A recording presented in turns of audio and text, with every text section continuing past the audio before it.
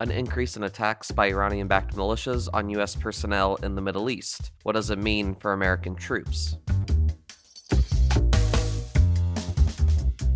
Produced by Defense News and Military Times, this is the Early Bird Brief. Each day we bring you the defense and national security news of the day. I want to make it clear before anybody suggests that I'm somehow walking away from complicity by Iran. We know that they back and support and resource the Houthis. Same with Hamas, same with Hezbollah, same with these militia groups in Iraq and Syria. We've not backed away or shied away from calling it like we see it.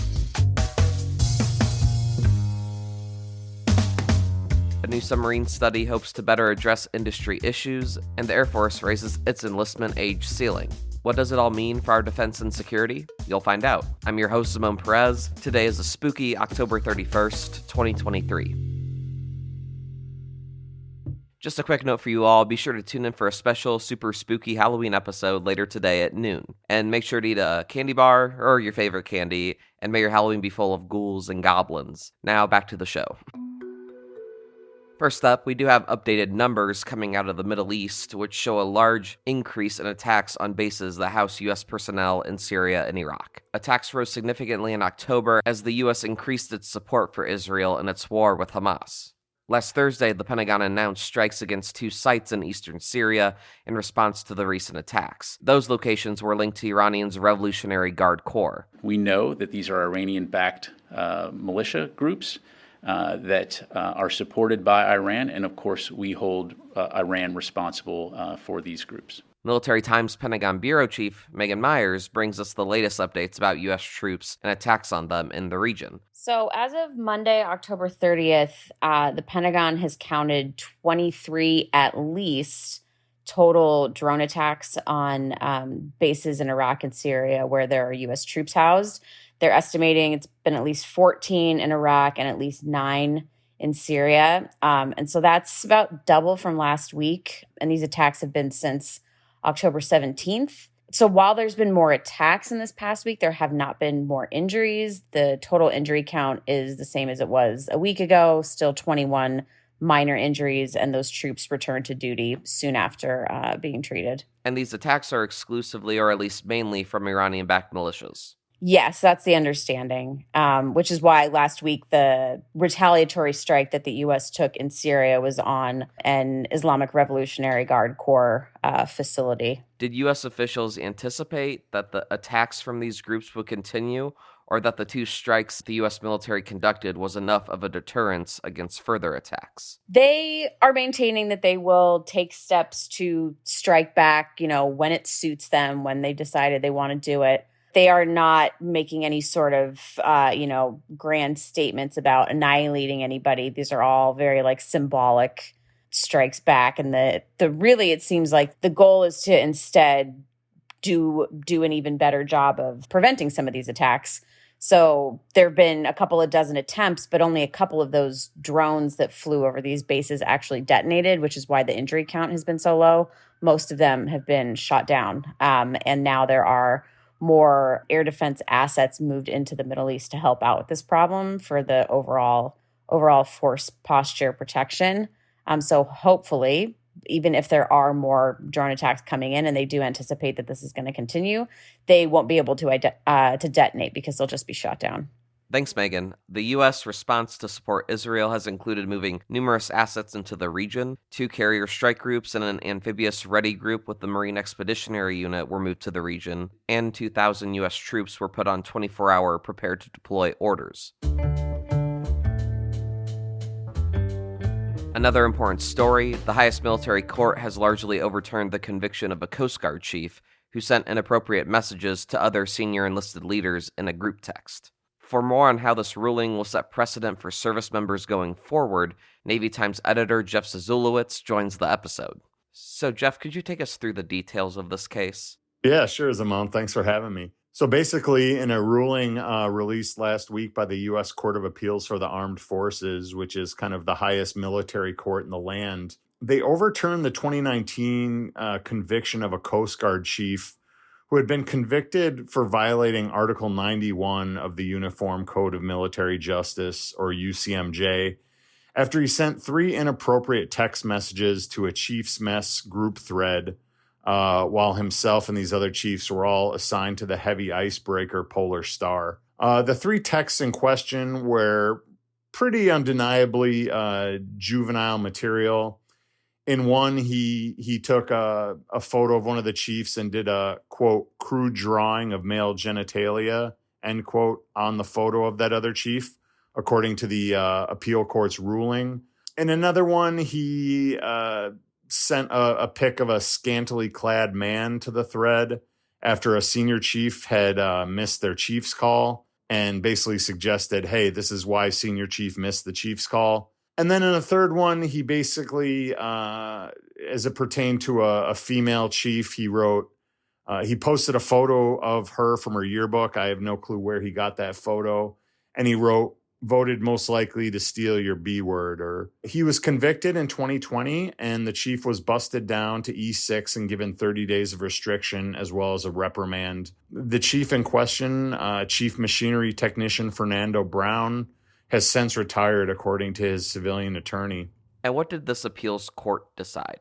What kind of makes this case kind of interesting is 2 facets of the appeals court ruling are going to set precedent, legal precedent for service members going forward. When you have a high court like the U.S. Court of Appeals for the Armed Forces kind of interpreting or ruling on, what a piece of law like Article 91 of the UCMJ says, when they make that ruling, lower courts will be taking that into account. I also have outside attorneys telling me that, there could be convening authorities and units who might look at the appeal court's ruling on this case when they're deciding whether to charge somebody under Article 91. And just to be clear, Article 91 is a charge for insubordinate conduct toward a warrant officer, a non-commissioned officer, or a petty officer. So it's basically, not for a formal commissioned officer offense. It's more, a variety of insubordinate conduct for enlisted folks and warrants. They overturned 2 of the 3 charge specifications for which the chief had been convicted under Article 91. And what's important about this for the rank and file service member is that 2 facets of their ruling will set precedent for service members going forward. First of all, the court found that a military member can be convicted under Article 91 for disrespectful conduct towards a warrant, non-commissioned or petty officer, even when the disrespect occurs outside the physical presence of the victim. So that kind of speaks to the phone chat thread nature of this case. It's basically setting the precedent that, it's criminally actionable if you disrespect somebody via text thread or electronic means. You don't have to be face-to-face with your petty officer to potentially be charged for disrespecting them. But interestingly, too, on the second part, the appeals court ruled that troops can only be held criminally liable if they conveyed such disrespectful language while the victim was basically on duty. And that was a big piece of 2 of the 3 charge specifications getting thrown out for Brown's case. Only one of the 3 involved the chief victim being actually on duty when Brown sent the inappropriate text message. So one of the chiefs was working down in dry dock when Brown sent the kind of offensive message directed at him. So that chief was basically doing his job when the infraction occurred. So that conviction stuck. But the appeals court threw out the other 2 instances because the chief and senior chief, who were kind of the victims of Brown's mockery, were not on the job when Brown actually sent the messages. One of the messages was sent after working hours at about 7:40 at night. And the other one was sent when the female chief was on convalescent leave. So again, the court ruled that you can get in trouble for this if you disrespect an NCO via your phone, and you don't have to be, disrespecting them right to their face. But they also apparently now, based on this ruling, have to be on duty when they receive or take in the disrespectful conduct. In other news, the Air Force increased its age limit for new enlisted and officer recruits by 3 years. Airmen and Guardians now have until the age of 42 to join the services. Here's why it matters. The changes arrive around a month after the Air Force missed its recruiting target for the first time since 1999. The Air Force fell roughly 2,700 airmen short of its recruitment goal this year, and the Space Force surpassed its enlisted recruit benchmark. Service recruiters continue to fight a number of headwinds on the way to reaching their recruiting targets. That includes a strong job market and declining youth interest in military service. Air Force officials believe the age limit will attract around 50 more recruits each year. The service has also softened its rules about tattoos and past drug use to lower barriers to entry. They believe the changes will not compromise the quality of recruits. The Air Force last revised its age cutoff for service from 27 to 39 in 2014. Hundreds of recruits in their late 30s have joined the ranks since.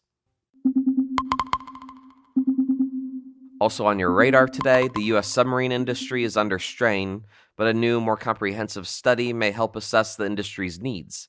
Defense News naval warfare reporter Megan Eckstein joins the episode. So, Megan, what did this new study do that previous studies haven't in terms of looking at the U.S. submarine industry? The Navy has conducted a handful of studies looking at the submarine industrial base over recent years. The basic idea of the past ones is that the Navy needs to be building 2 Virginia-class attack submarines and 1 Columbia-class ballistic missile submarine every single year, starting in the year 2026. So these past studies have looked at what does it take for the 2 shipyards to be able to build this many submarines? What would it take for the parts suppliers to build enough parts to contribute to the production of what's called a 1+2 rate, the 1 Columbia and the 2 Virginias? But the industrial base is still behind, even despite what's been $6.3 billion in executed and proposed investments. Despite all this money going into the industrial base, they're still running behind. And so what this newest study does, it's called Submarine Industrial Base 25, because it informs the fiscal 2025 budget.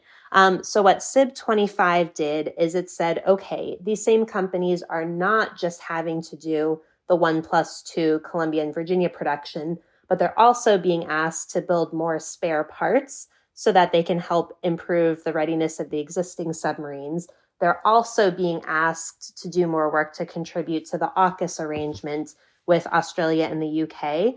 And so this is really looking more holistically at their entire workload. It's not just the new submarines that they'll have to produce, but it's all this extra work, which is putting more burden on the exact same companies.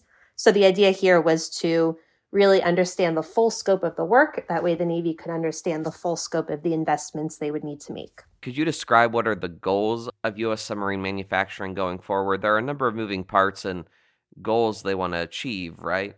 There's a handful of problems that the submarine industrial base has today that the Navy is trying to solve with these efforts. Part of it was just, with the COVID pandemic, not only was there a big disruption in the year 2020, but it led a lot of the older, more experienced workers to retire. So there was this huge shift from having a very experienced and very efficient workforce to now having to try to figure out how to hire and retain a bunch of younger workers who have much less experience, which means, they make more mistakes. They have to go back and do rework to fix those mistakes. And so there's just a lot of things that are contributing to a slowdown of production. What the Navy's looking at, they have a handful of pillars that these investments are focused around. Some of it has to do with workforce training and finding ways to help workers who are coming into the submarine production sector for the very first time, help them get up to speed faster. There's new ways of training to get people better quicker. But there's other things. There's looking at new technologies that can help workers do their work better, whether it's, robots that can assist in some tasks, whether it's additive manufacturing. There's any number of new technologies that they're looking at.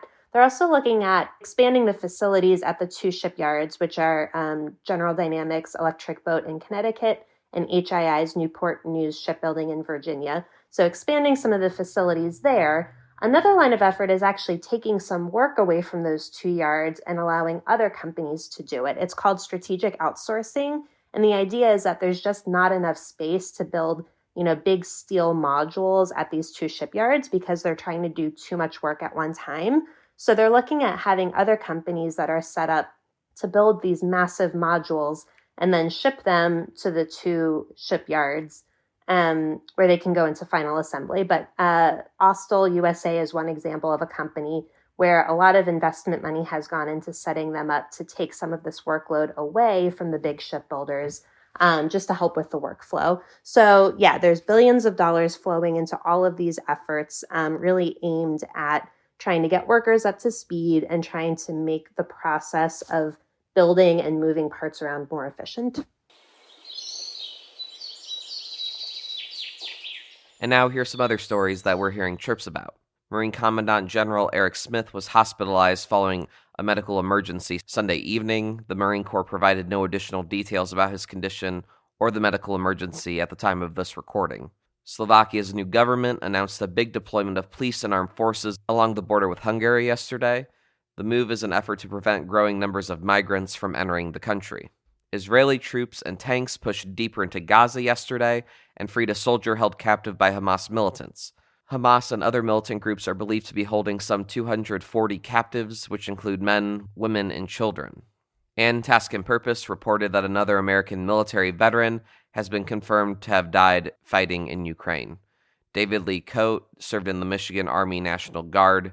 He was reportedly killed by a Russian drone earlier this month.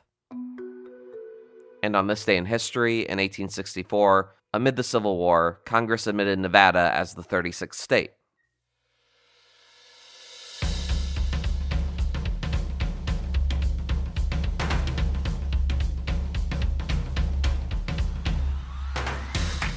That's it for us this morning. To get more top stories and breaking news, go to defensenews.com/EBB to subscribe to the Early Bird Brief newsletter.